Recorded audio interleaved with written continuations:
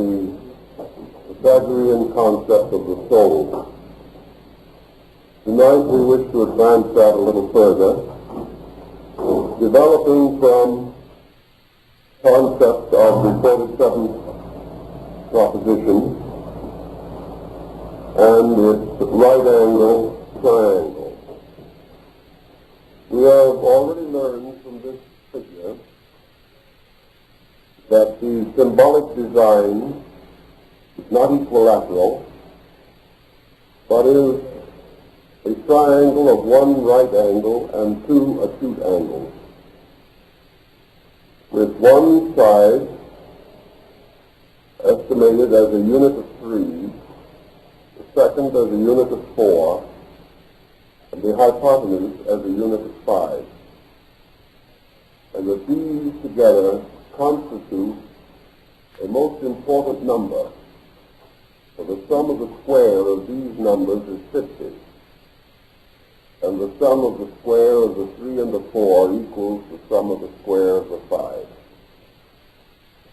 Now with this formula, which probably will soon disappear in our thinking, but should nevertheless be kept in the background as a key to the entire subject, we must proceed to the fact that the Pythagoreans held certain secret and valuable keys to the mystery of the human soul. But these keys probably came from Asia, and certainly were taught by the Orphics, and later, after Pythagoras, passed to Plato and Socrates, and finally were rather beautifully systematized and summarized in the writings of Plutarch.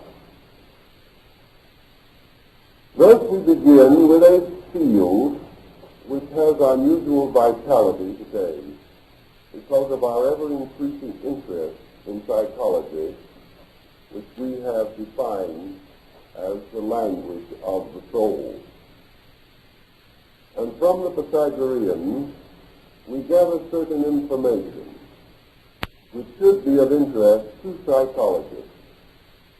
And in most of the systems which have been developed in this field so far, there is a broad indication that these earlier sources have been neglected, and therefore that certain basic definitions, which not necessarily should be accepted, but which should certainly be considered, have not been given the weight or attention which they deserve. So we will proceed with certain aphorisms of the Pythagoreans concerning the nature and structure of the soul. First of all, the ancients recognized a triune nature in man, so that in the mysteries the goddess Demeter is made to say, death makes 2 out of 3. This is a peculiar statement, but indicates that at death a part of the triad or trinity of the human personality is lost, or is cast aside, leaving 2 parts.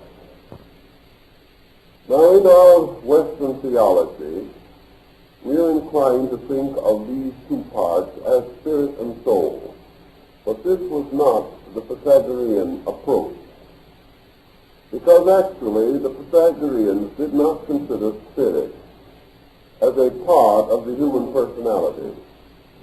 They regarded it as something far transcending the individual state of man.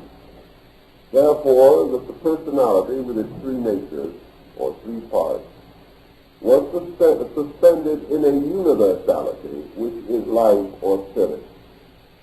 But that man himself, apart from spirit, had 3 natures, by which he functioned and manifested, and by which he was reduced from 3 to 2 by the phenomenon of death. Thus, to quote Plato, the soul is the most ancient of generations and is the leader of all motions in the universe. Now, this is an interesting statement, and we must begin by examining this. As the leader of all things that are created, and as the most ancient of things, Plato meant to imply by things, forms, natures, or bodies having separate existences. Under this definition, the soul is the superior of things, being the highest kind of form, nature, or body, and that within this nature or body is resident the principle of motion, whether that motion be quantitative or qualitative. When that motion is applied to body, it becomes quantitative motion. When it is applied to understanding or to the higher faculties of the mind, it is called qualitative motion.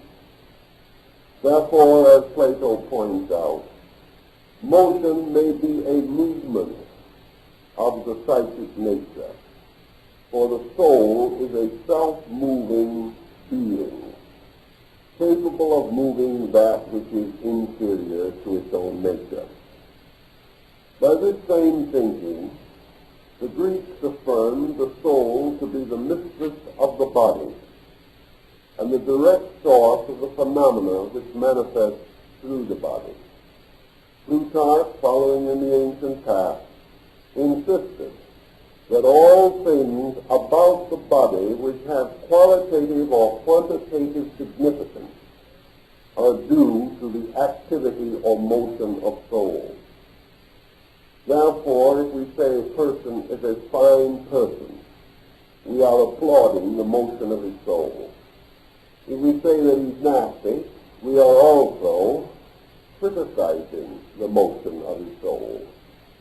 For in all things by which he manifests, in pain or pleasure, in virtue or vice, in knowledge or ignorance, he is revealing qualitative soul motion. All motion of this kind being some kind of a movement within a field of qualities or a field of energy. The soul, according to the Greeks, therefore, was primarily and fundamentally a being. And because it is called a being, it is separate from and dependent upon being itself. A being is a creature or a creation, and all things that are created from a previous state and ultimately return to it again. And that which is the root of all creation is the uncreate state, which, however, possesses within itself the shadow and image of the world soul.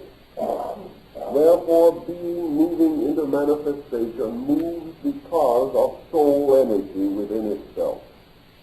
For things remain forever the same, whether in God or in the earth, unless they are changed by the soul. In this Pythagorean approach, therefore, we have the soul as mistress of body and as the servant of that which is unembodied, that which is itself an eternal and real nature. The Greeks further affirmed that in the order of creation, those things which are superior were created first, and those things which were not superior were created afterwards. Therefore, those creations which are most primary and most similar in nature and substance to their cause are therefore superior and elevated, the soul being the first of creations is therefore most like the eternal and possesses certain attributes of the eternal. These attributes, however, are diminished because in this procedure, numeration has already fallen into number, and the soul exists by virtue of number. Now, why do the Pythagoreans say that the soul has an existence only because of number? They answer that the essential principle of the soul is motion. Therefore, all motion becomes susceptible to number. Where there is no number, there can be no estimation of motion. All things that move numerically. They move in some way, and we try to estimate that way. If they move from one place to another, we measure distance. Or if they move from themselves, we measure velocity.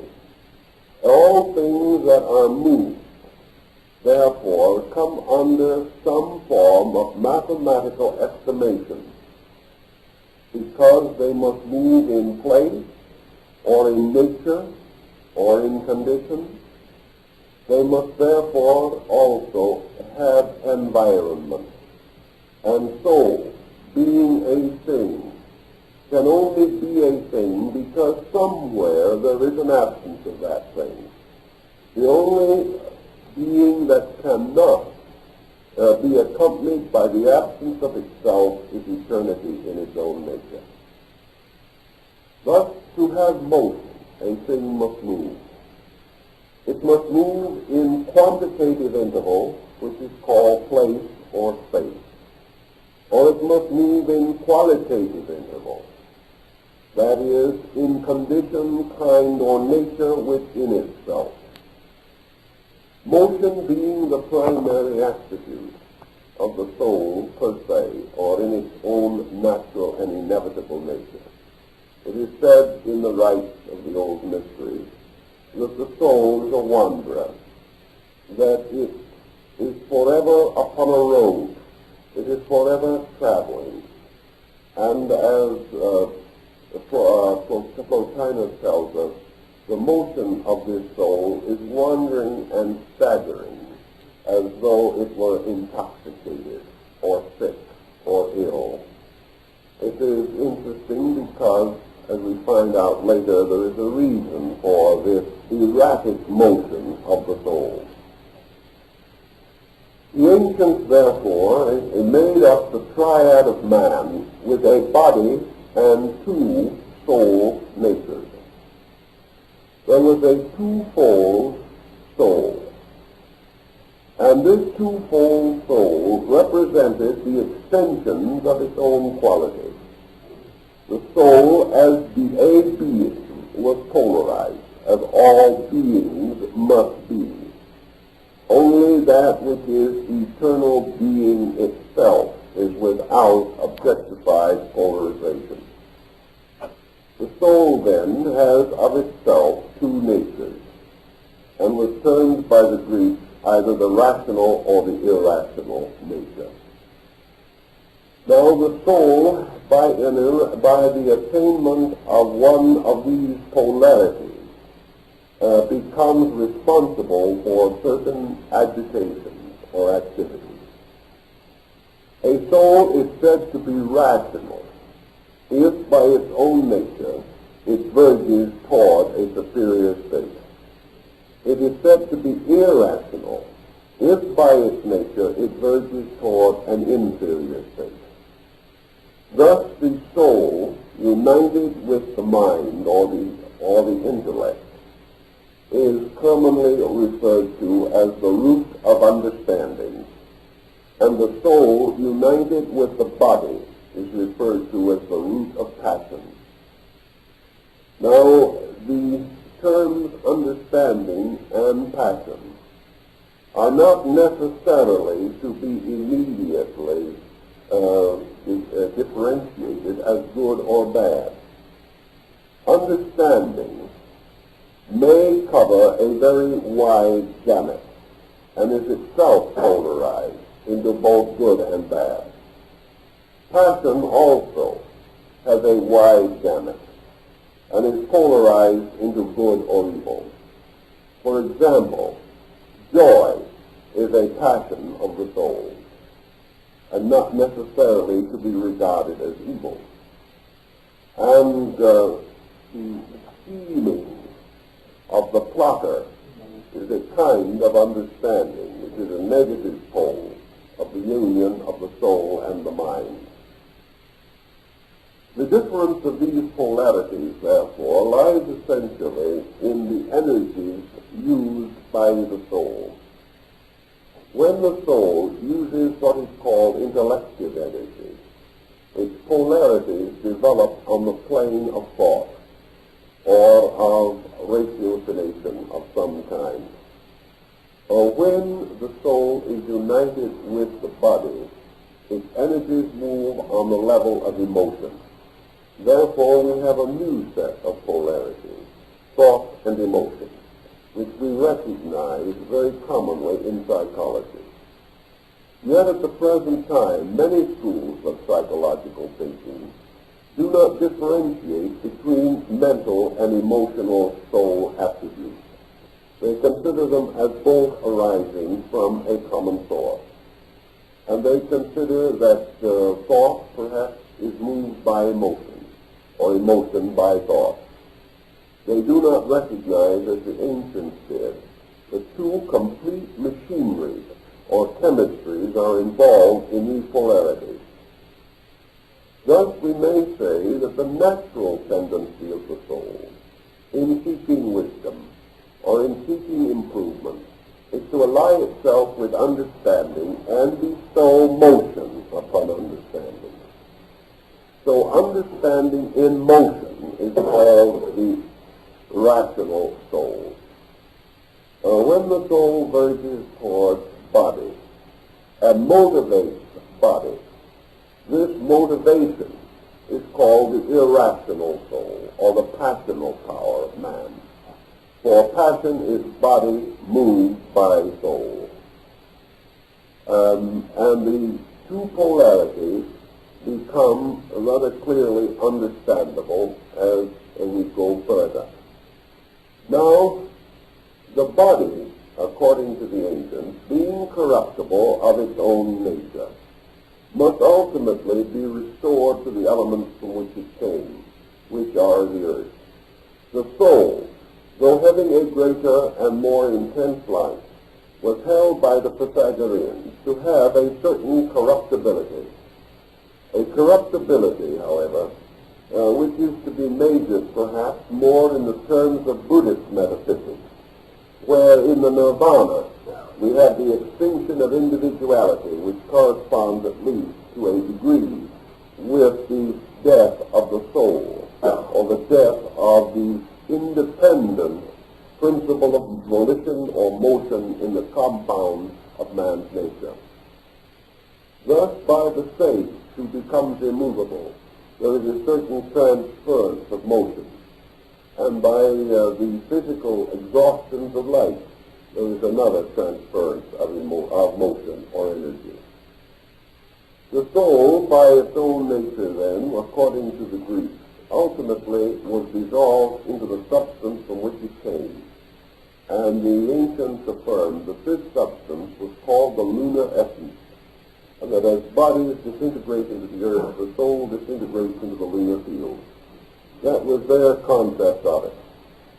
And therefore we have reason to understand or study some of the ancient theories concerning the psychic nature of the moon and the even now recognized effects of lunar activity upon the psychic life of man and nature.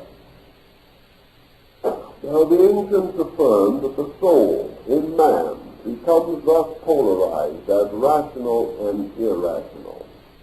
But in other creatures which are not human, soul as motion or energy bestows a number of attributes.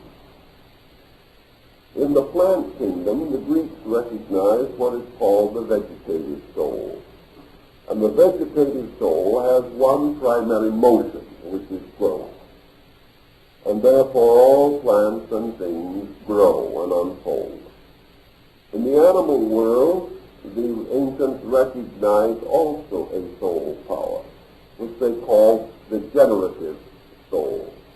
For the peculiar power of animal life to them was the multiplication of species and the projection and extension of forms of life. Therefore Pythagoras declared the eighth part of the soul to be the power of generation. In the human life of man, the soul also plays a series of compound roles. For the mineral soul, which is the principle at the base of the inorganic structures of nature, operates through certain chemical fields within the human body, resulting in the structure and development of bones and other mineral parts of man. The vegetative soul controls growth, and in the case of both nature and man, controls another important psychic field, namely color. And we have a tremendous diversity of color, which is also a form of the soul energy. Lord Bacon writes an essay on the colors of good and evil, and this is a well-taken point, for that which on one level may be color, may on another level be vice or virtue. After all, these energies are working through fields appropriate to their own natures. In the animal world also, we find that the soul has moved from the principle of growth to the principle of independent motion.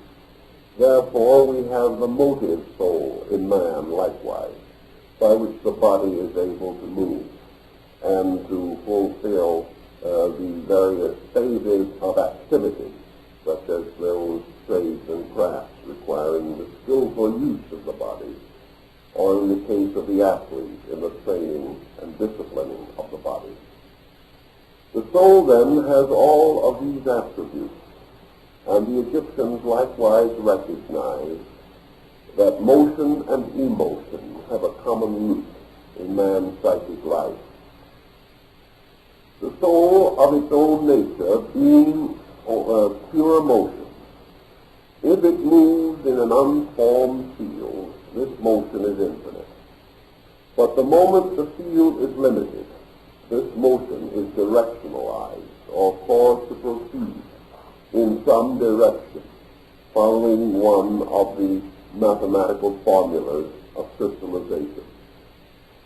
So in the Greek thinking, and in the Pythagorean thinking particularly, and this also follows very far in the Socratic dialogue, the individual is regarded at this stage of his growth as coming into the world with a soul which by its nature and propensity may have three kinds of life simultaneously. It may have its own life, which is pure motion. And on a plane above body, as we know it, this motion, though not absolutely infinite, is vastly greater than anything we can comprehend. This soul, however, immersed in body, intoxicated by body, having taken of the drink of the waters of Lethe, or the waters of forgetfulness, and having become filled with the toxin of body, is then said to wander erratically, not only about the world, but about the body, causing a variety of stimuli, some of which are reasonable and some unreasonable. Also the soul in this state of torpor, this state of involvement, is said to have entered into a sea of humidity, which explains the Greek statement that a dry soul is wise. This thought is a little difficult for us to explain immediately, but the Greeks declared that the physical earth was surrounded by a kind of field of etheric humidity. that this humidity was like a strange quicksand, and anything that fell into this sphere of humidity inevitably moved on downward into generation and birth. Therefore, the soul which was once dampened by the humidity of generation was required to be born.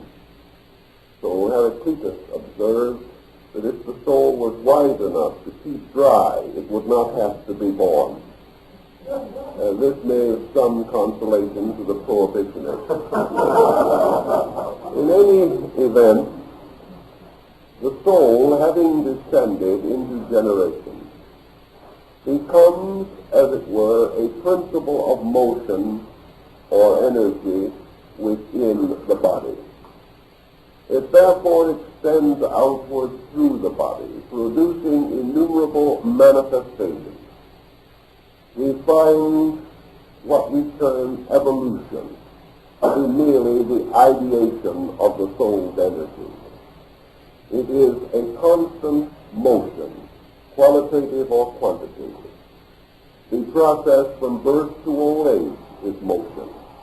The problem of hunger and the digestion of food are motions. Everything, including the beating of the heart, is motion. And this motion is made possible because of the vitality of the soul. It's because of its residence in proximity to the body makes possible the animation of form. If the soul is thus immersed within the body, held there in this torpor, or caught in this curious quicksand of generation, this primordial helix, or slime, which of course is the root of the word helium, and which in turn is the story of the Trojan War. All of these mysteries of the Greeks have to do then with the two procedures. One is the involvement of the soul in generation, and the other is the release of the soul from the principle of generation. That which is the descent is normally called generation, and in the case of man, the ascent is called regeneration, which implies not only a return to a superior condition, but the attainment of a superior state or qualitative motion. Therefore, in the ancient line of thinking, the fall of man was considered to be one kind of motion, and the regeneration of man another kind of motion. Man being born into this world at some stage of his great cycle of activity is therefore endowed with a soul, by means of which certain motions and emotions are possible to him. One of the most primary of the essential motions of the soul is its pendulum-like swing between extremes. And these extremes represent either the rationalization of man or his gradual descent into a more animalistic or bestial state. In the positive motion of the soul, we have involved a principle which the Greeks call the principle of pure intellect. And the principle of pure intellect, in its completeness and in its essential nature, was considered almost, if not entirely, synonymous with being itself, because being was absolute intellect. But on the level of human power, human ability, the most positive achievement within man is the polarization of intellect. Now, this means quite a different thing from what we commonly think of as, for instance, union with divine mind or something of that nature. To the Greeks, the intellect was something which was partly, at least, dependent upon the soul and the body. Now, the Greeks did not consider intellect in the sense that we might use this term in a depreciating way to represent merely mental agility. A concept of intellectualism is not implied.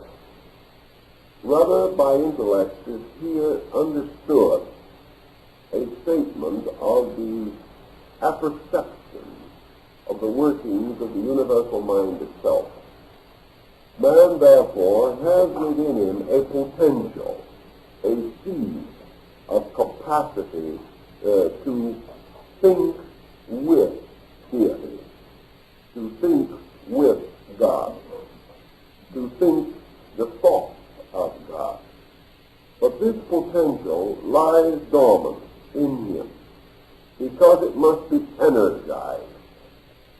And the only way in which it can be energized is through the power of the soul, because the soul wakes it up, gives it power, gives it purpose, and variously, as Plato says, agitates it. If it is not so agitated, it remains only seminal or seed-like. The same is essentially true of body, because body is a seed likewise, this seed existing in a condition which we call matter. If the soul verges toward the body, it energizes the seed of body, producing what we may term the growth of bodies or forms. Of these forms there are two kinds, one being termed rational forms and the other irrational forms. Rational forms are those which have within themselves, when developed, certain powers of knowing. Irrational forms are those which, when developed, become bodies, but are not of themselves rational. And the human body is regarded as an irrational form, because while it may have and does have kinds of mind within itself, and each of its cells contains an intellectual seminal unit, the body as a totality, when perfected and mature, is still not self-governing. The body of itself is a shell, a wandering thing, and without being in soul, it is mindless or soulless or beingless. It is a moronic thing. It is a mongoloid type of thing, something that has no purpose. As we observe when for any reason the mind is diseased or destroyed, with it departs the grandeur or the nobility which crowns and makes important the fact of the body itself. So the soul, by the processes of generation, has been required and as part of its natural function. It energizes body, strengthens it, matures it, develops it, and brings it to its various faculties and dimensions, giving it also within itself a sensitive field, a field of neuronic energy, or the power of the nervous system. And this field, and this wonderful tutoring and care by the soul, causes the body to achieve a state of utility, a state of value, a condition in which this body has not only its outer form, but a series of inner incentives. To achieve this purpose, soul unites itself with the principle of body, in so doing voluntarily sacrificing its own nature. In this union with body, therefore, it becomes immersed or absorbed in body, and is released again through the growth of body. Thus, what we call growth is always not an expenditure of energy, but a release of energy. And things, by growing, do not become weaker, but become stronger. And where growth is normal, nothing is exhausted by growth itself. that which is called the termination of growth is brought about by a transition in the psychic polarity of the soul. For when the soul has brought or led, as it is said, the body to a certain state, then the soul, having fulfilled its proper function, turns its attention to other things, and therefore ceases to increase the size or power of the body. Thus, at maturity, it does not mean that the principle of growth is exhausted, but that the polarity of growth is changed, so that from maturity on, growth moves by a qualitative motion within the body, causing a growth of character, a growth of understanding, a growth of beauty, whereas previously it was concerned primarily with the enlargement or strengthening of the body. The soul normally, then, reaches its fulfillment through bodily tasks at what we call maturity or majority. At that time, theoretically, the soul has built a body suitable to itself. If the soul remains associated with the bodily principle beyond this time, that which is its palace slowly becomes its tomb. That which it has created becomes its prison, unless the soul is able to achieve a proper transition from a material to a metaphysical polarization.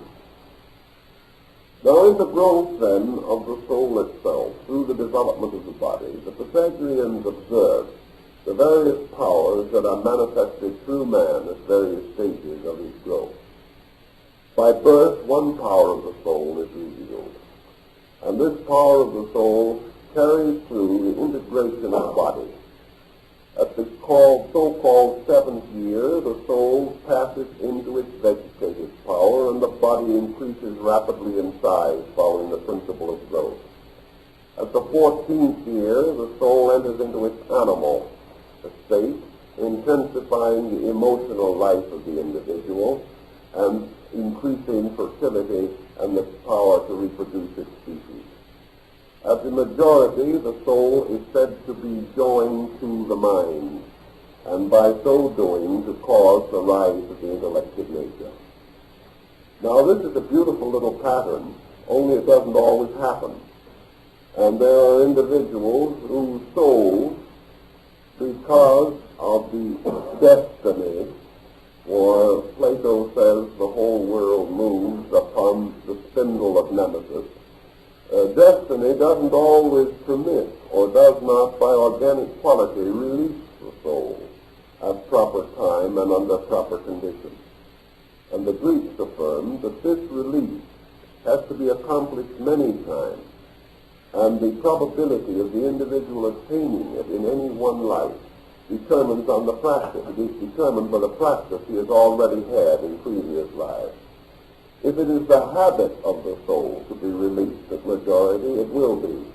If this is the first time it is trying to be, it may have quite a little difficulty making it.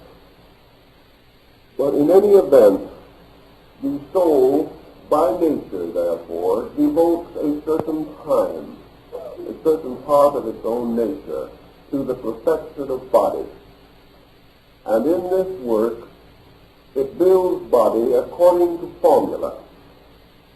And body, prior to a development of the internal rationality, was by the ancients not regarded as a self-responsible agent. And all creatures in which there is no conscious union between the soul and the mind are not held to be responsible for conduct. Therefore, small children were not so held, because they lacked what we term maturity. The soul, passing into its natural development, therefore, then goes on to follow through another cycle of 28 years, which constitutes its birth, growth, adolescence, and maturity on a mental level, so that the complete development of the being is supposed to require twice 28 years. By the time of this double cycle, the soul is said to have not only ensouled the body, but to have ensouled the mind, or the power of reason, and to have brought the nature to understanding.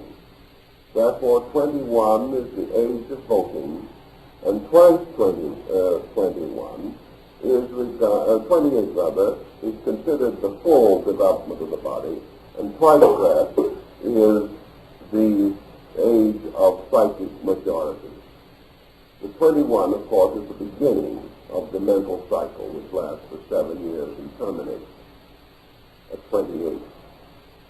But twice this is supposed to be the birth of understanding, or the second maturing of the individual. In this concept, of course, we then affirm or assume that having completed its processes with the outer nature, the soul then takes over the generation of the inner life. This generation is the positive pole. The soul is now verging toward understanding. Under normal conditions, assuming that there were no pressures, no unreasonable obstacles presented of an artificial nature, the Greeks were of the opinion that the soul, properly and normally permitted to function, would in twice 28 years bring the individual to a balanced condition of internal and external living. Opposed to this process, however, we have the incidental or accidental circumstances of life. We have systems of culture. We have industrial concepts. We have numerous and countless restrictions placed upon the normal growth of the soul. Now, whence come these restrictions? Why do we have them? They in themselves are motions, whether they are releasing or binding motions. And no institution or no system or no thought, no religion, nor philosophy can exist in the world without existing by virtue of the soul. Thus, the Greeks were of the opinion that when the soul, having achieved a certain majority, is then not released, is not tutored and aided, is not supported, it may then not make this transition from one state of growth to another, and instead of moving upward, moves again downward, and uniting itself with a now highly organized body, produces a series of manifestations which we term materialism. Materialism being the energies of the soul held in bondage to objectivity, not permitted to continue in their normal process of internal improvement. It was for this purpose and to meet this need that what we call today education came into existence. Education was originally reserved to the temple. It was that part of man's life which was devoted to the conscious program of growing up as a person rather than as a body. The body grew up and usually requires a certain amount of assistance in this procedure. In this process, the child is assisted parentally. He is also given certain social opportunities. He is cared for, he is guarded, he is fed, he is clothed. And he is encouraged to achieve that kind of education which will adjust him for a physical existence.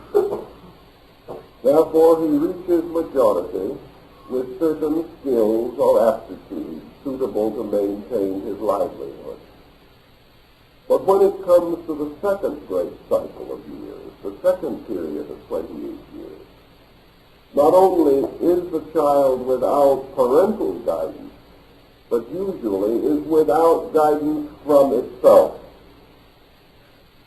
Furthermore, in the world as we know it, no opportunity of a suitable nature sufficiently attractive to the soul are offered, by means of which the individual can recognize and should recognize his life after his 28th year as a new cycle of self-growth.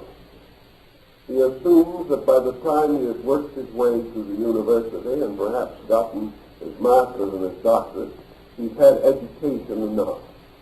He has, as far as that part of his nature which is the compound of soul and body. The compound of soul and body he has, by the time he finishes the university as he knows it, achieves a full measure of education. But the ancients pointed out what we are beginning to learn, namely, that this young person can leave the university and 5 years later be a hopeless neurotic. In other words, he may also become a delinquent. He may become a criminal. And perhaps being more fortunate than this, he may simply be miserable for the next 50 years. He may not have any serious symptoms, but neither does he show any serious symptoms of improvement. He just goes along living haphazardly, feeling that he is schooled, he is educated, and therefore that it is up to him now to build his life. He does this without understanding, without wisdom, without direction, and without adequate incentive to these things, this being the most important factor of all. The Pythagoreans recommended two ways in which the soul could be released from bondage, perpetual bondage, to body. And the state of bondage of this kind is somewhat parallel with our concept of the perpetual adolescence, the individual who grows old but never grows up, a situation that is very frequent and sometimes causes us to wonder how human beings do as well as they do and last as long as they seem to last. The Pythagoreans advocated what they called the discipline of silence as being very useful to the maturing of the soul. Now, silence was a discipline with them in which they imposed 5 years without speech. And, strangely enough, it is reported there were about 60 women who achieved discipleship on this basis. A rather unusual and highly commendable state of affairs. The discipline of silence was largely to deprive the individual of a large number of hypnotic circumstances which held him to materiality. Not the least of these hypnotic circumstances being the utter fascination of his own voice. When an individual says something, what he says goes around and goes in his ears again, and it receives strange authority in passing. By the time he hears it, he almost believes it. And if he says it 3 or 4 times, he is certain of it. It sounds perhaps facetious, but it is nevertheless true that we have talked ourselves into more things than we will ever realize. The second point in connection with the discipline of silence was that it was not limited to vocal activity. It was a symbol of the attainment of internal quietude or relaxation within the psychic field of the body. The purpose of this relaxation was to give the soul an opportunity to assert its own motion, recognizing that by quieting the pressures by which the soul is bound to body, the soul could restore its own equilibrium. Thus, by reducing the tension of living, reducing the tension of emotion and thought, and thereby not constantly focusing the psychic nature upon the body, it could be assisted to develop a greater and more independent nature. Now, the soul, as we say, is not only a motion as we know it, but a constant focalizing of motion. A good example on a very simple level of what we are talking about is the individual who discovers that he has a peculiar pain somewhere. The moment he focuses his attention upon that pain, it will increase, because he will gather psychic energy and create an intensification of the pattern. A singer becoming throat conscious will almost immediately develop a dry throat and be unable to sing well. Wherever we focus attention, we create tension. And where our entire life is focused objectively, we create a tremendous objective tension. We focus every resource that we have on whatever we are doing. If our one great dream in life is to be the head of a large business, we will focus every bit of attention upon this. And gradually we bind the psychic energy and make a slave of it. In other words, we take the soul, which is a being superior to body, and we chain it in servitude to body, making it a slave of objectivity alone. If we are successful in one-pointing this psychic energy until it becomes a tremendously intensive force, we are termed especially successful. Because when we do that, then nothing can stop us. And we are going to succeed because we have determined to succeed. So we gradually develop into outstanding successful failures. Our digestion goes, our friends leave us, our relatives can't live with us, but we are a success. So we have ulcers, and we have nervous breakdowns, and we go to a premature end because we have been so wonderfully successful in being unnatural, being abnormal, or perhaps more correctly, as not quite so flatteringly, subnormal. For as long as the soul's energy is directed into body alone, we are subnormal. In this also, we recognize what is termed the passional power of the soul. Because once it is intoxicated by body, it becomes a tremendous, blind, driving force, which we call ambition. And ambition is a motion. Ambition is a tremendous psychic energy. And this energy drives like a heartless taskmaster. And this energy drive is a phase of the suffering or condition of the deluded soul. The soul, having been captured, having been intoxicated, having lost all vision and perspective, releases its energies in these erratic pressures. And we have all of the different fields of psychoneurotic difficulty and even psychic disease. Because the soul, not being permitted to be what it was intended to be, becomes sick. All energies or powers which are not used according to the laws governing their usage are said to be abused. And if they are abused, they rebel. And ultimately, the wrong use brings the entire compound to dissolution.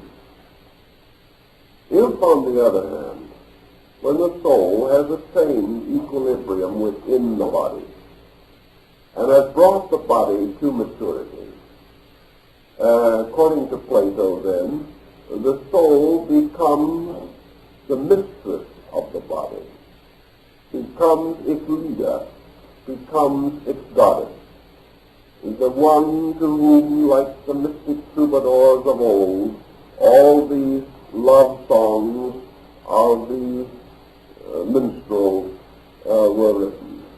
The soul becomes the dark lady of the Shakespearean sonnet, becomes the mysterious dark virgin of King Solomon's song. It is this mysterious beloved, sought always by the various Arabic sects, such as the Dervishes and the Sufis and the Druids and all of these groups. The soul then finds, or should find, the body at its feet, adoring it, and recognizing it as the Virgin Sophia, the great mother of the body, and the great guide and guardian of the body. And the soul, of course, in its own proper nature, is symbolic of the sanctuary, of the ecclesia, the church, the cathedral, the temple, the mosque. All these are soul symbols, symbols of internal sanctuary. The soul, having thus achieved its proper purpose, and presuming, which is not very generally so in these days, that it has reached its equilibrium, having achieved that which is necessary for the body, the soul then verges upward toward union with understanding, or toward union with the rational part of the nature, in so doing achieving the vitalization and motivation of the inner life of the being. Now, we have to pause for a moment to discover something more about the nature of the soul, because in the Greek and also later in the Neoplatonic mysticism, the soul's position in its own essential nature was very important to this discussion.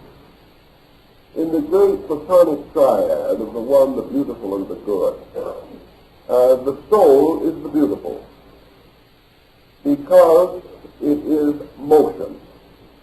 And motion, according to the ancients, rhythmic motion was the most abstract and perfect symbol of beauty.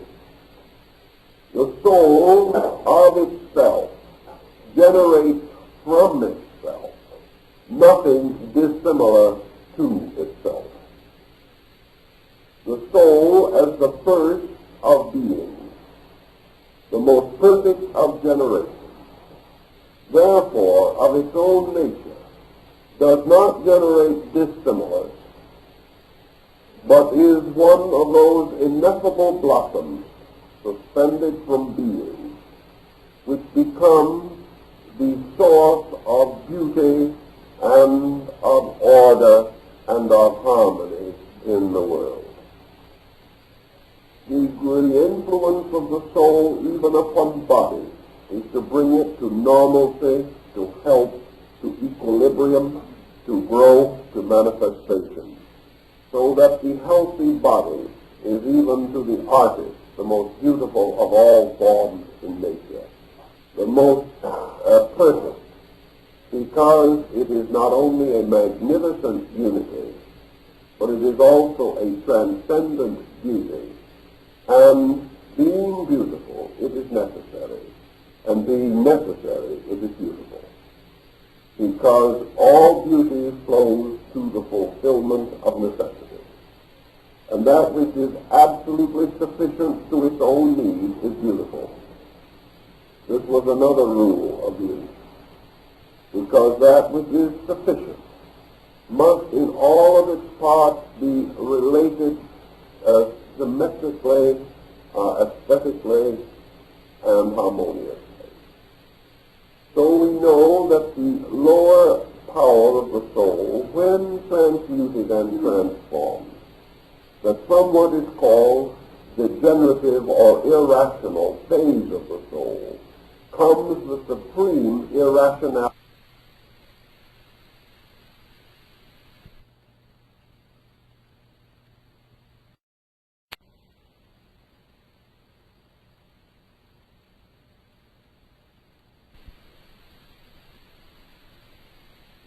And emotions. So in this we have the power of the soul even in its generative polarity. We have then the concept of the soul as the beautiful. And if love is the emotional polarization of beauty on its highest and most complete perfection, so the most odious and terrible of the emotional perversions of the soul is hate. Hate representing merely the complete irrational or intoxication of the emotion of the soul itself.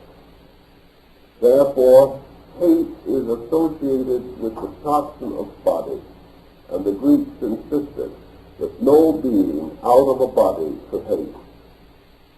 It is a thought, at least, because it is the combination of the absorption of the psychic energy in the conflict of environment, resulting in loss or gain, adjustment or non-adjustment, the false developments of competition and comparison, and all of these things which make hate possible. So hate is the final ignorance of the emotional polarity of the soul. If then the soul is beauty, and of its own nature is always beautiful, then in its various levels it bestows itself under normal conditions. Mind may be selfish. Mind may be devoted to innumerable, unreasonable opinions, beliefs, and ideas. If the psychic energy is used to vitalize these, then we have just the same situation on the mental level that we have when the soul vitalizes uncontrollable passions on the physical level. It therefore follows that as the soul must build and does build its bodily house, so over great periods of time it must build its internal or intellective house. And this is where we get back again now, having described our problem of beauty, to this little matter of education, which we started on. The Greeks particularly held that there were two complete systems or structures of education. And Comenius, in relation to the establishment of this Pan-Sophic University, which became the basis of our present public school system, emphasized this point also, but not strongly enough for modern educators to have remembered it. He says, for example, that the child goes to school, learns to become a person. The mature individual associates himself with a teacher, a master, a scholar, and devotes the second part of his life to the improvement of this inner part of him. Pythagoras in his school at Crotona, for example, did not teach children. He brought adults together, put them in the first grade, and started them out again. He did it not because he went over the common lessons that they had learned before, but he put them into the first grade of another system, a higher order of learning, which was essential for the cultivation of the superior being within themselves. Thus, as the child learns its letters, and its so-called 3 A's, many of which are not well taught today, by the way. A grown disciple going on into the ways of wisdom entered into what the Greeks and later the Germans called the gymnasium, and there they went on and learned the mature philosophies of adult living.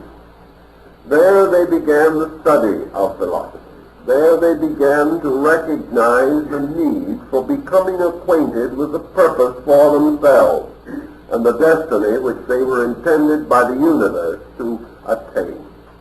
For as our education of children adjusts the child to make a living in the world, so the education beginning in the temple and in the mystery school and in the schools of the great teachers adapted the adult to build a life in the universe, to build a full and complete statement of himself.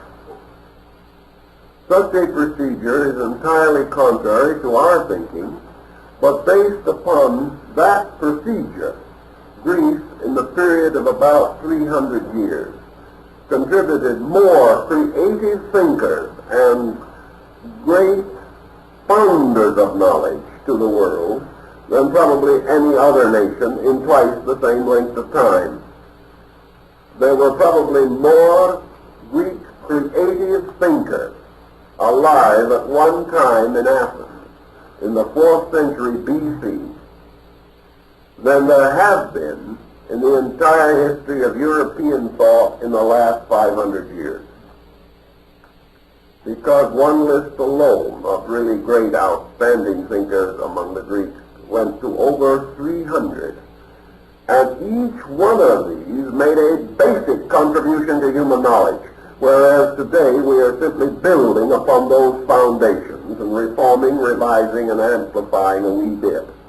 But who today is inventing arithmetic, geometry, biology, or physics? That was done in those good old days, which we look upon as benighted and extremely limited. But in the concept of the disciplines involved, the soul moving gradually towards the positive polarity must overcome step by step the limitations of the untutored mind. Now, as Confucius pointed out, if the soul only had ignorance to contend with, it would be a simple matter. But it has something infinitely worse than ignorance, and that is wrong knowledge. If the individual doesn't know, we can teach him. But if he doesn't know, it is more difficult. And if he is fully convinced that that which he knows is right and it is not right, he is most difficult of all. So to the average person, most true learning is unlearning, getting rid of that which is not so. Now, if an energy is fed into an instrument that is moving and operating like a machine and fuel is given to it, it will continue to run according to the pattern that it has been following. And the soul energy moving into a corrupted intellectual nature, all one immature and insufficient, produces another series of phenomena. And we have all kinds of perverse, destructive intellects, ranging perhaps from the simple, selfish individual to some outstanding example of human arrogance and egoism, like Adolf Hitler or somebody like that. All of these represent energy moving through an inadequate vehicle, moving through and involved in the toxin of the mind. Thus, the purification and regeneration of the intellect is a slow and difficult task, and results in the infinitude of different degrees of mind which we find everywhere in the world. Because, according to the Greeks, and I think it is true, when all men reach the perfection of their intellect, they will have identical thoughts. because they will then be capable only of universal thought, which is identical and can have no diversity or division within it. Therefore, all difference of opinion, while necessary at a given time, must ultimately lead to an absolute identity. And this is another Pythagorean theorem also, namely, that all error differs, all truth is the same. And we agree to the degree that we share either a common knowledge or a common ignorance. Now, individuals can share a common ignorance and have agreement about that which is not so. But they may ultimately share a common wisdom and have agreement about that which is so. The soul continuing onward in its path, and gradually over a period of time, gaining dominion over the intellect, as it has previously gained dominion over the body, finally establishes the state of maturity in the mind, even as it establishes the state of maturity in the body. Now, what is the state of maturity in the body? The state of maturity is the power to reproduce, directed and controlled by reason. In other words, maturity of the body means fertility of the body under discipline. And in the Greek thinking, maturity of the intellect was also fertility under discipline. In other words, anything which reaches maturity is capable of bearing life. And the final proof of maturity is to give life, to bear life. Therefore, the intellect, when it reaches maturity, becomes zero in its own level, and therefore is capable of bearing life. When the intellect bears life, we call it creativity. And when the body bears life, we call it generation. The intellect which is mature is capable of giving birth to ideas. Now, what does it mean by giving birth to ideas? Does it mean that the intellect actually is able to fashion from that which is not a substance or a nature which is? This comes back to the old question in the first verse of Genesis. What did the gods create the universe out of? The answer, of course, is that creativity is not the creation of something from nothing, but the objectivity of thing from no thing. In other words, from potential into potency. Because all ideas, all thought, all concepts, all creations, mental, emotional, or physical, of which man is capable, exist eternally in archetypal nature. Creativity is therefore man's rapport with archetype, by means of which he is able to bring through some design or pattern which exists forever in the tracing of the divine mind. Thus, for example, before the time when man ever invented a locomotive, the concept or the laws governing that invention resided eternally in the divine nature, along with all the other ideas which we have not yet had, and which anyone may discover any moment. And one of the peculiar laws that we discover in the matter of ideas is that they are nearly always simultaneously released by more than one person. And practically every invention that we have had and every step in science has been spontaneously generated in several places almost at the same time. So what we call creativity is the capacity to bring through into manifestation the archetypal patterns of the universal mind.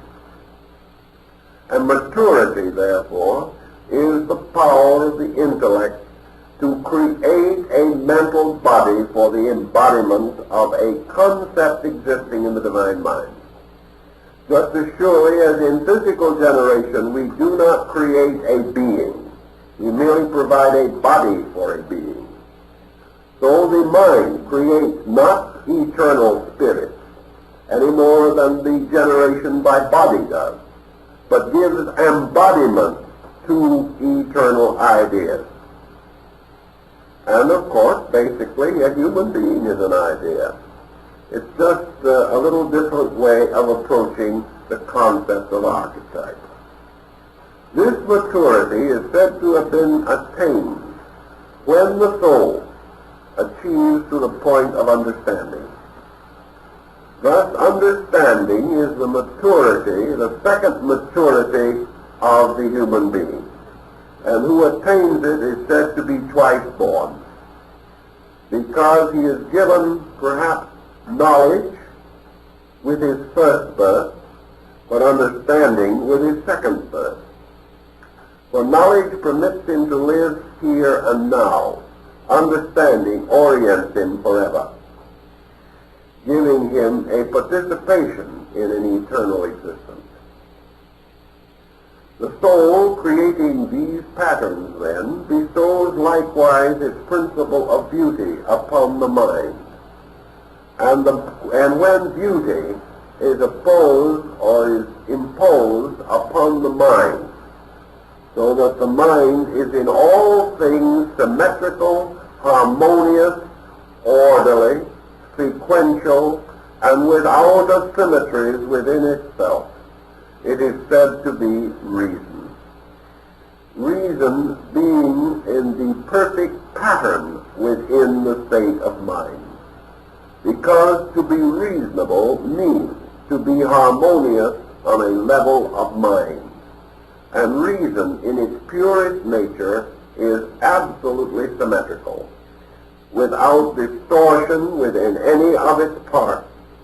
But the word reason is here used platonically, archetypally or ideally, not in our common daily usage of the term. People constantly talk about things being reasonable or unreasonable, but most of the remarks are unreasonable. But by pure reason, we mean that in which there is no defect of judgment. Therefore, there is no dishonesty. And what dishonesty is to the mind, deformity is to the body. So all of these are parallel, and the two processes move practically on the same pattern, but on different levels of manifestation. The soul, which has thus become the instrument of understanding, now finds itself in the most complete and perfect state of which it is capable. For it not only governs the body, but also governs the mind. And having achieved government over both the mind and the body, it brings them together into an absolute harmony. And they become the two horses drawing the chariot of the goddess, because they are then pulling together, which is impossible unless they are held or their reins are held by a third power. So the soul is regarded as then moving or manifesting itself according to its own nature. Now when the soul, having of its own being and nature an absolute symmetry, is thrown symmetrically in the compound of body and mind, so that it is manifesting its own qualities without restriction or limitation, that nature is then said to have achieved the beautiful, because it has then achieved the perfect expression of the force behind it, and has become a symbol or a design, an emblem. It, to use a scriptural term, bears perfect witness. And because it bears perfect witness, it reveals the soul in all of its splendor. And there are some very wonderful ancient hymns and songs to the gods and goddesses which describes this magnificent achievement, this wonderful state of complete soul or psychic sufficiency. Having thus proceeded, we observe that the soul passes then through the three essential conditions. First, being of its own nature, without polarization, as pure motion. Secondly, moving downward. Thirdly, moving upward. And finally, according to the Pythagorean doctrine, achieving once again equilibrium. Equilibrium being in this condition, or in this concept, a perfect balance of manifestation, in which neither the body nor the mind are in a state of tyranny, nor do they tyrannize each other. All of the mental attributes, then, are resulting from the manifestation of soul energy through mind, the bodily attributes through body. These two groups of attributes must likewise be subject to great analysis, for as we know that sickness of the body will hamper the manifestation of the light within it, so we realize that abnormalities of the mind result in a sickness, and that this sickness means that the energies of the soul are distorted, and in so doing these energies may become the sources of malignancy in the body and of disease in the mind, because disease is just as much a motion of energy as health is.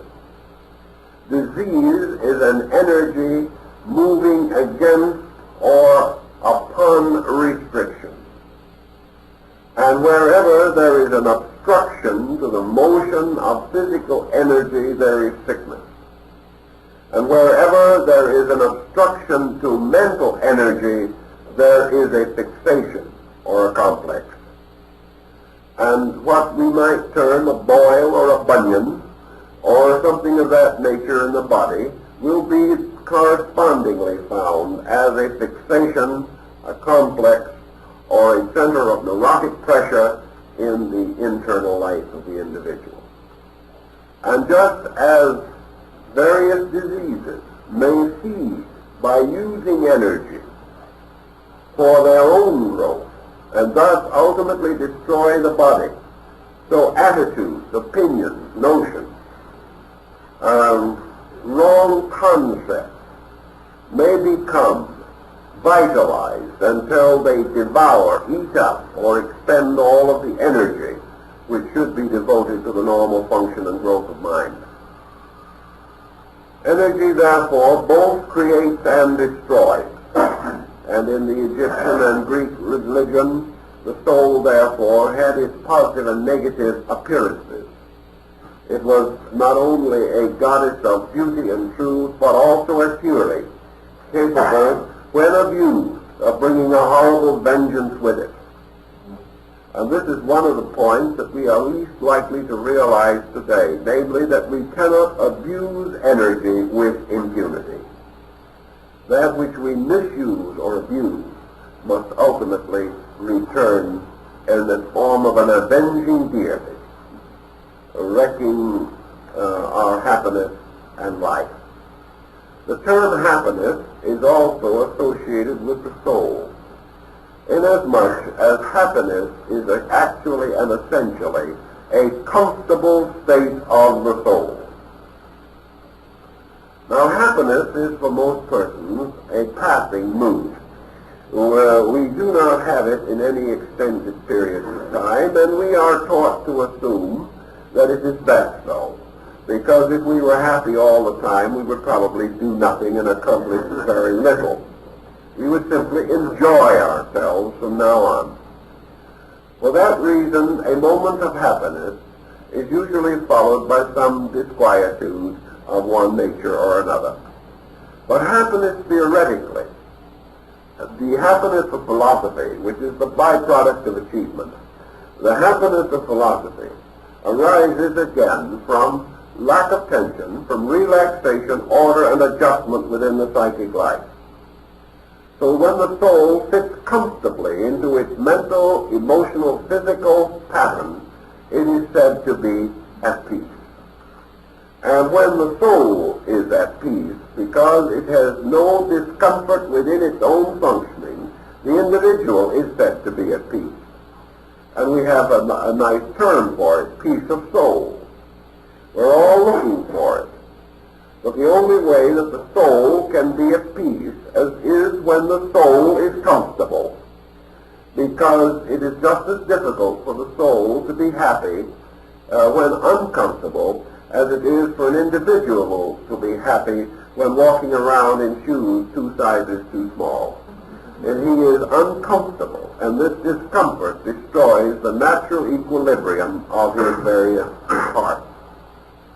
If, therefore, in the Greek philosophy we study this, we realize that what we call happiness comes not from the body, but from the soul.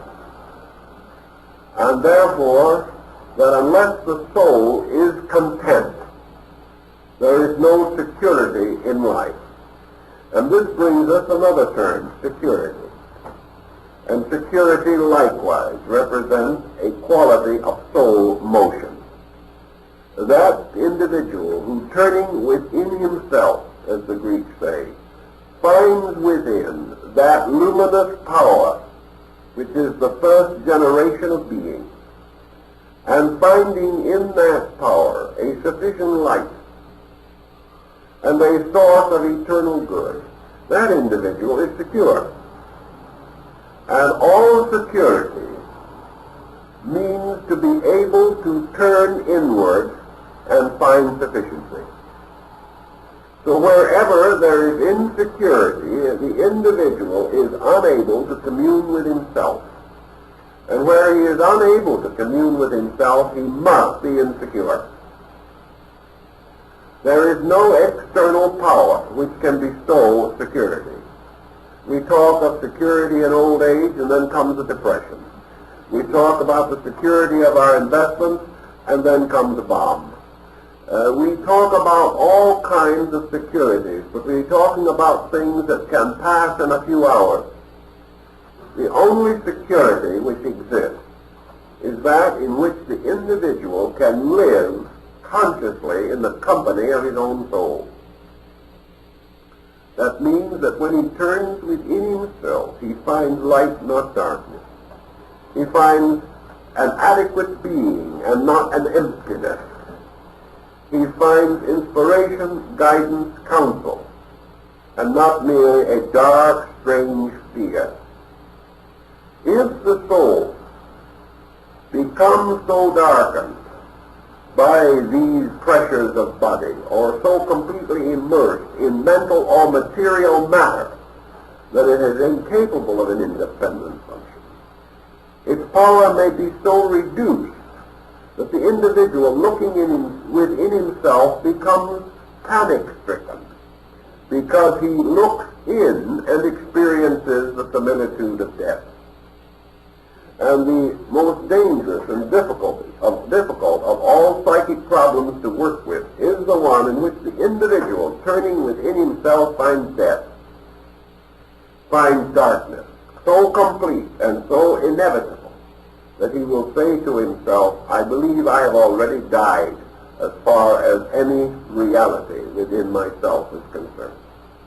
But the Greeks also assure us that the soul cannot and does not die, but it sleepeth. And like Jephthah's daughter, it must be raised by the power of purpose, the power of enlightened wisdom.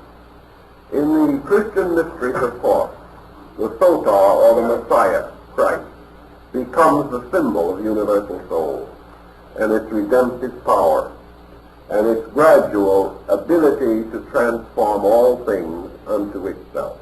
And it is this soul power which, speaking through the words of Paul, says that if it is lifted up, it will raise all other things unto it. Now the soul, having thus a nature and a substance of its own, the Greeks believed was divisible from body, And that when motion and energy had energized all of the conscious powers of man, that the power of the soul was then gradually withdrawn, so that finally pure consciousness took over, and that the soul prepared the being for re-identification with its own inevitable root. Thus the soul was a ladder, or so symbolized, and it was also the mysterious jewel of 7 stars, because the ancients considered the solar system the symbol of the soul, with its 7 planets. And they placed this in the middle distance between the earth below and the empyrean, or the sphere of the fixed stars above. And the 7 churches in Asia, the 7 rungs of the ladder of Jacob, all of these are symbols of the soul. For man striving or climbing to security ascends through the levels of his own soul, and by the energies thereof, as we find, of course, in the that divine Pymander of Hermes. Now, in one more point, we must develop our theme, and that is that we must refer to and mention the numerative power and the relation of the soul to the concept of number, thus getting ourselves right straight back into Pythagoras and explaining certain points. The soul, according to Plato and Pythagoras, is a number because of its own essential nature.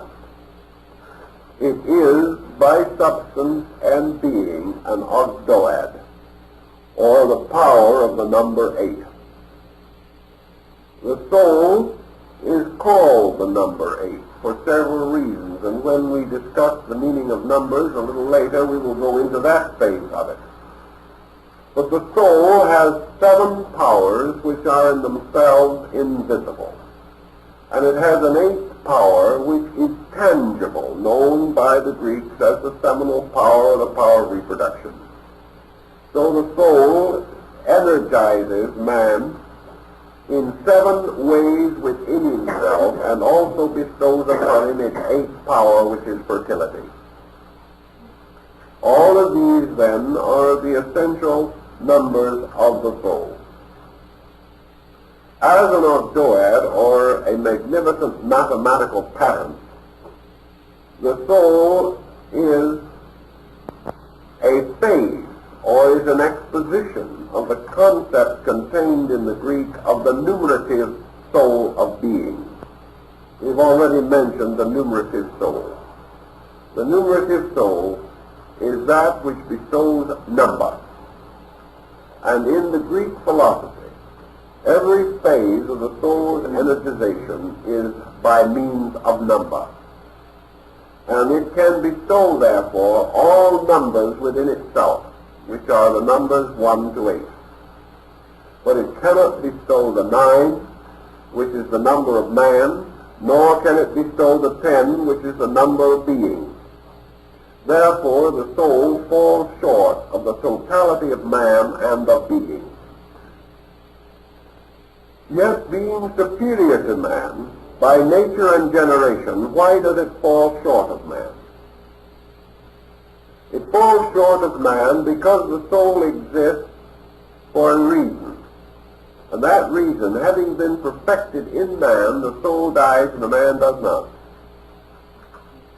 This is one of the formulas in the Greek problem. The verbum, or the word, which was an ancient term for the soul. We are reminded of the lines of an English poet. Never the world of its pain be made whole, till the word made flesh be the word made soul. The word, or the verbum, with its 7 powers, creates a certain thing. It does so, it is said, by spreading seed in space. The soul accepts the seed and warms it, and brings it to life. And having perfected it as a parent, has the same relation to offspring as a physical parent.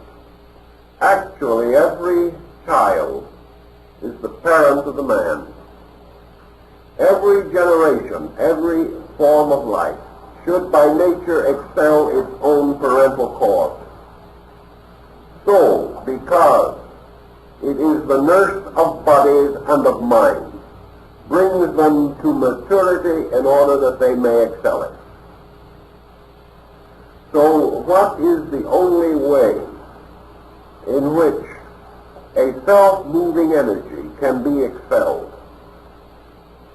And the Greeks said that the only reason and the only method by which it can be expelled is because it is potentially moving about an unmoved center, which is being itself.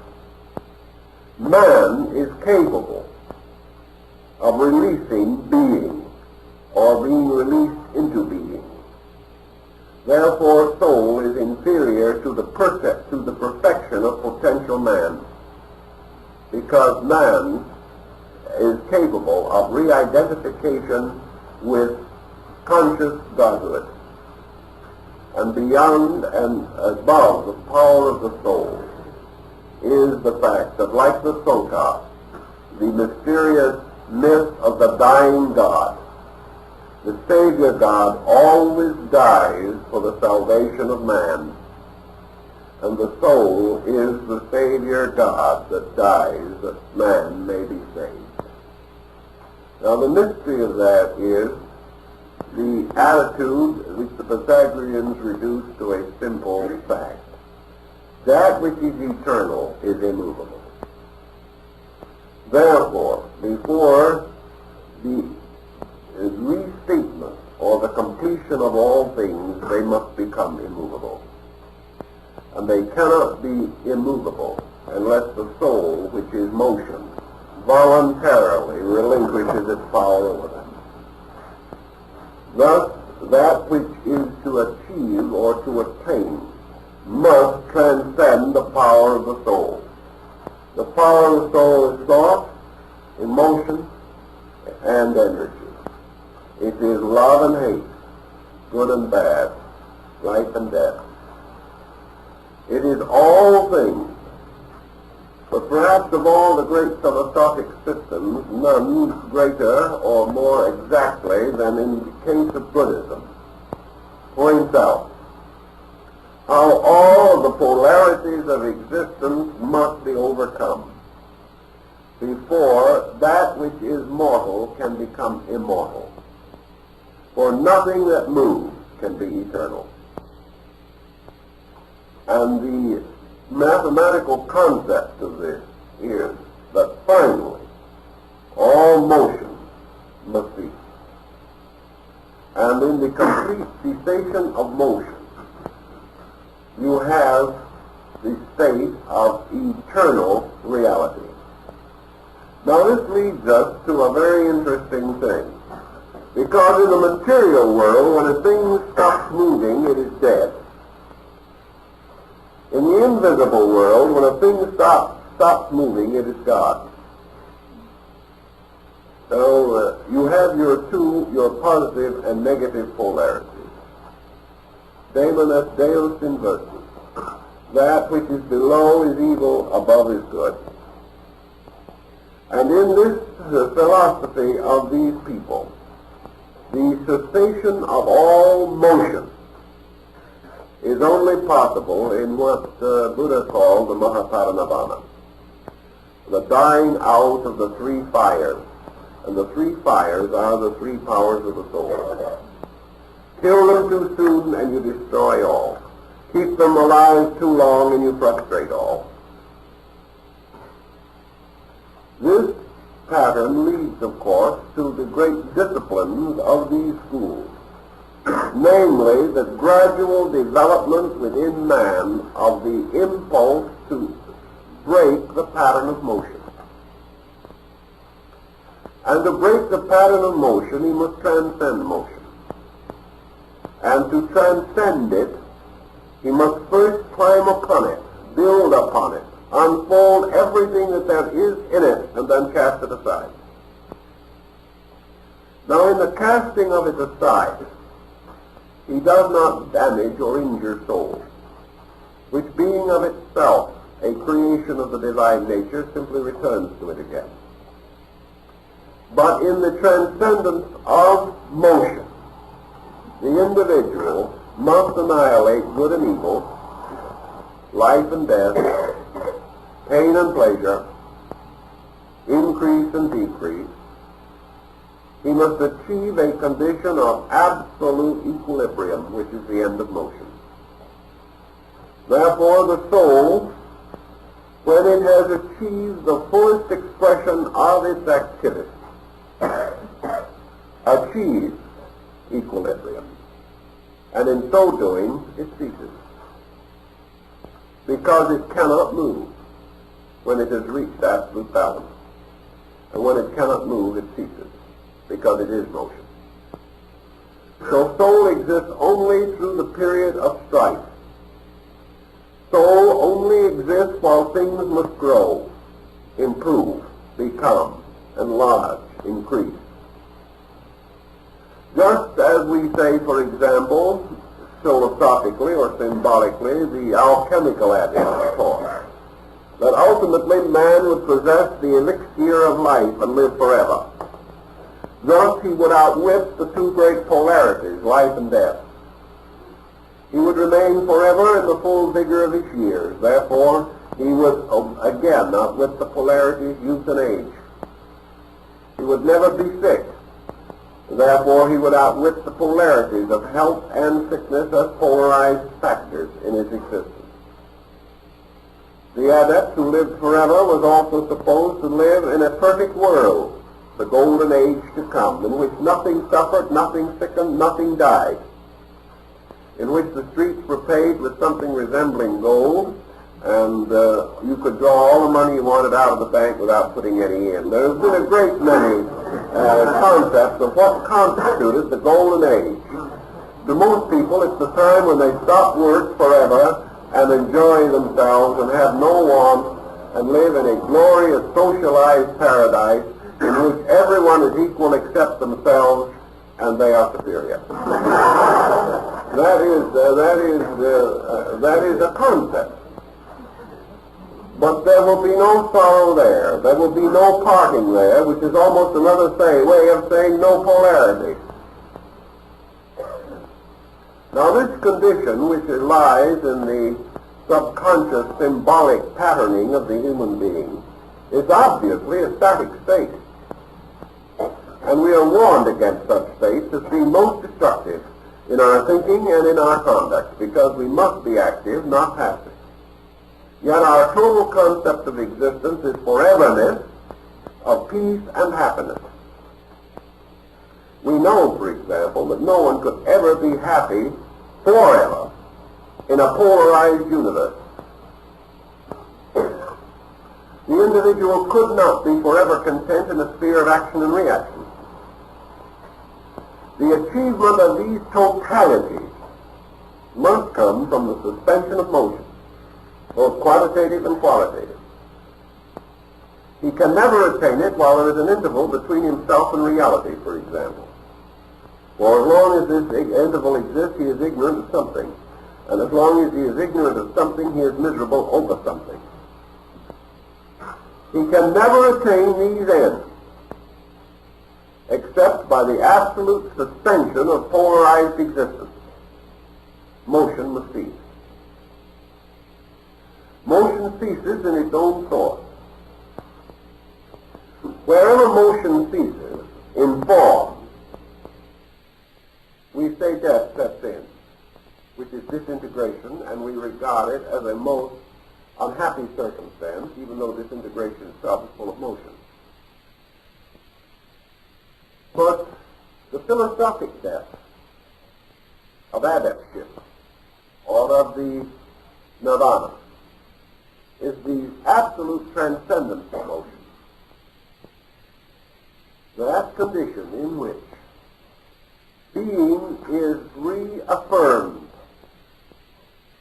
and all growth of man in nature is thwarted, because ultimately the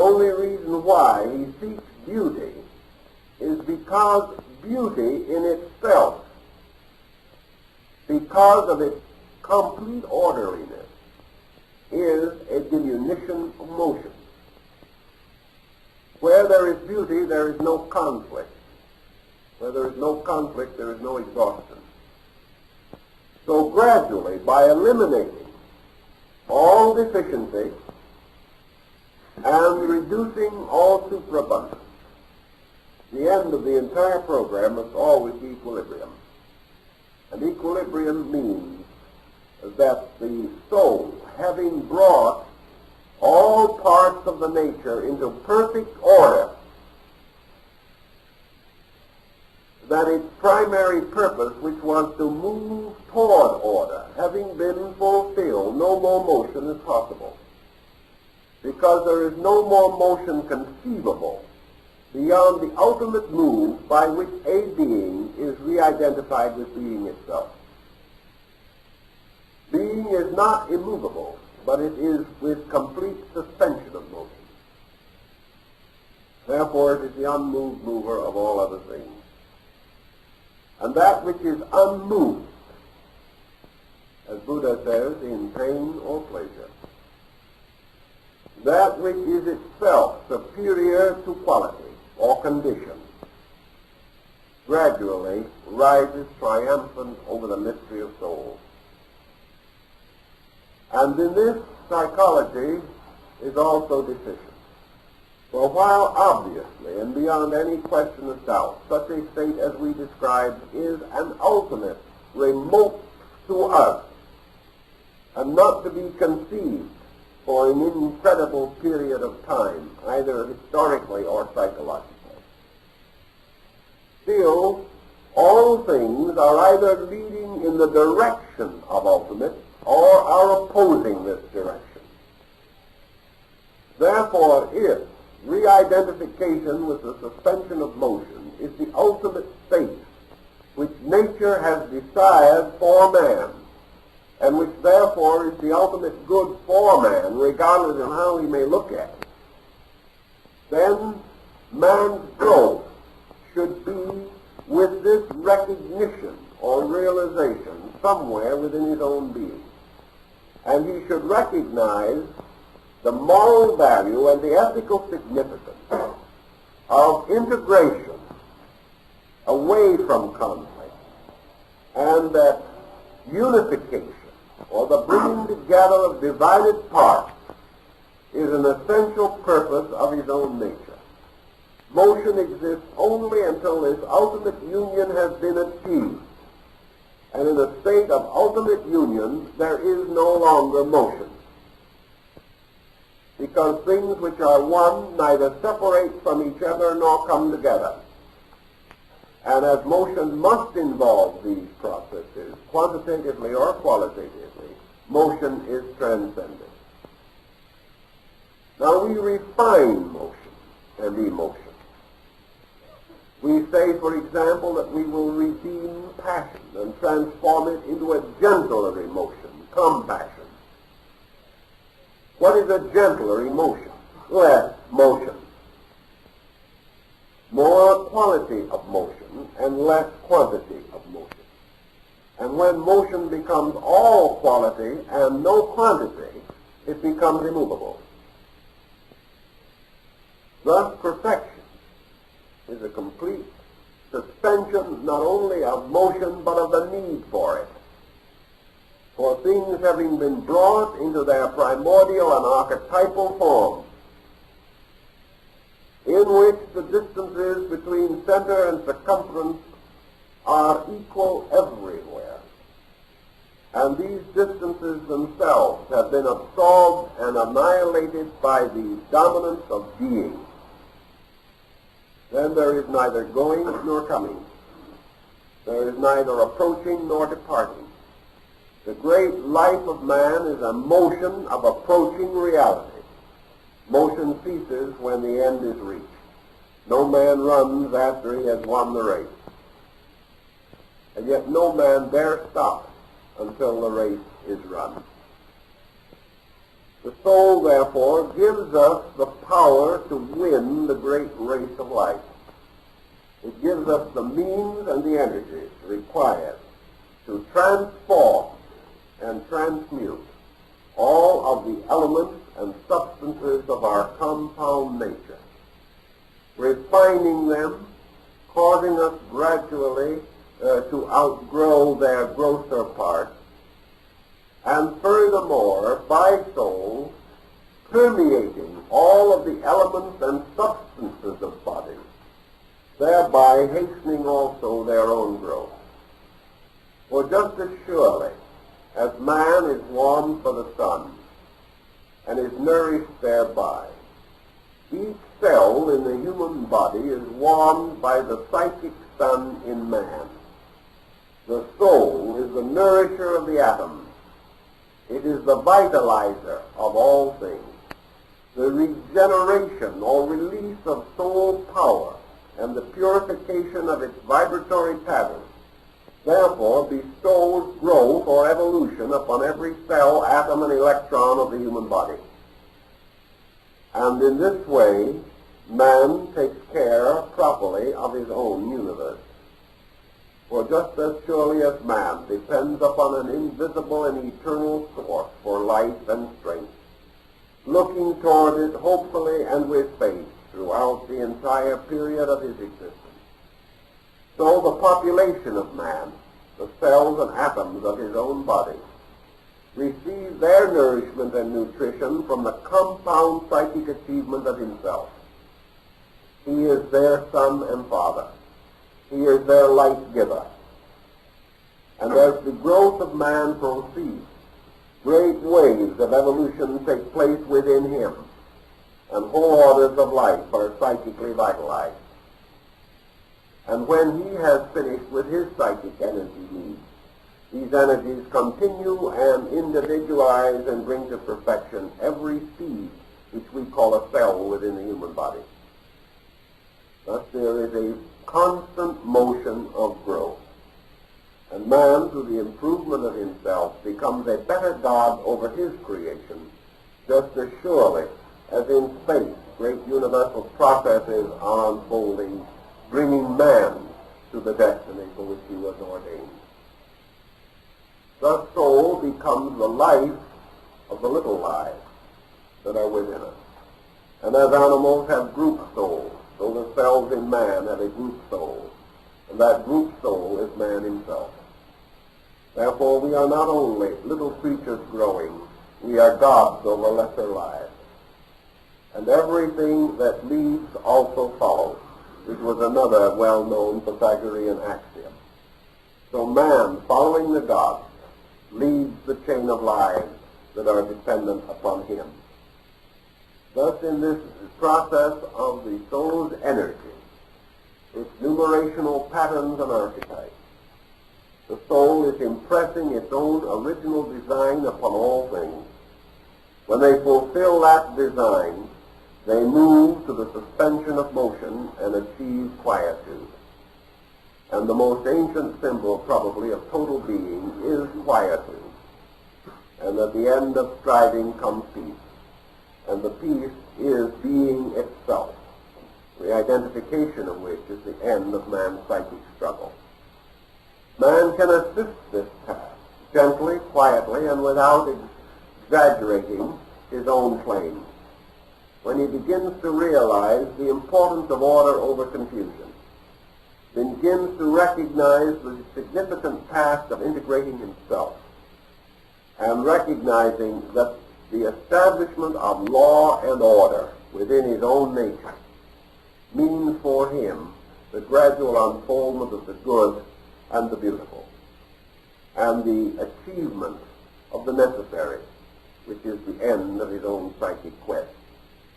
In this way, by this type of thinking, we recognize the world soul, which is the source of all animate things, or things containing the principle of the anima. We recognize that the world is really a vast soul embodied in matter, that this soul is sprouting forth everywhere, that the meadows of flowers which we see are nothing more or less than soul power breaking through the earth.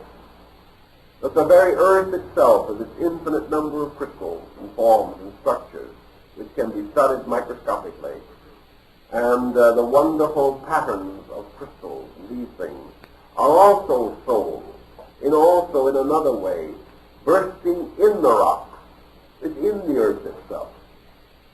And that as these trees and growing things begin to move, an enormous wave of animal life is again soul bursting into motion, into plumage, into color, into wonderful and innumerable sounds and music and harmony. And finally, this bursting forth of soul reaches man. Man discovers fire, builds shelter. Man begins to trace images of his thoughts upon the surface of rocks. Gradually, over a vast length of time, this soul which was in nature becomes in man. And this soul moves him to build better civilizations, moves him to release power, moves him to invent and create, moves him to move on from the simple primitive life of the aboriginal being to the poet, the musician, the composer, the great artist. All these manifestations are soul moving triumphantly on. Now you might think that this tremendous motion of soul would lead on and on and on until, like Kipling, we would be making our paintings with brushes of comet's tails. But that is not the way it goes. Because as this great motion goes on and on, into greater and more superior levels of soul energy, this great motion, like Tao, which is a good symbol for it in China, slowly fades out. It fades gradually away when there is no longer anything that is left, that is necessary. So on the brink of the conclusion of necessity, the soul, which is the servant of necessity and keeps moving the wheel of necessity, goes to sleep in the fulfillment of all things that have been well done. The soul goes to rest in the great psychic field of nature, and its materials are available for other souls, growing on and on. The soul carries the being across the great interval, but having brought this being to the shore of achievement, it does not result in an infinite achievement. It does not spread achievements from one end of space to the other, nor will it end in someone who can conquer the whole solar system and rule it from a blazing comet or a sun. This is not the end, because the end of great soul power is exactly as we find it in the lives of the great teachers. We find Buddha, who achieved a magnificent power of soul understanding, a simple, quiet man who went to sleep beside the Indian road. We find Pythagoras and Plato, all these men becoming less and less demanding of life, less and less concerned over what we call achievement, less and less inclined to blaze their way in history. They simply were content to prepare themselves for the great mystery of going home into quietude. So the blazing comes while the soul is in its middle part. But as it achieves its greater good, it seeks quietude, seeks peace, and gives up phenomenal action, and finally comes totally to rest in the eternal being from which it came. So soul is ever also being liberated from condition. For when all souls have finished their path, then soul itself goes to sleep in the infinite and is one with it again.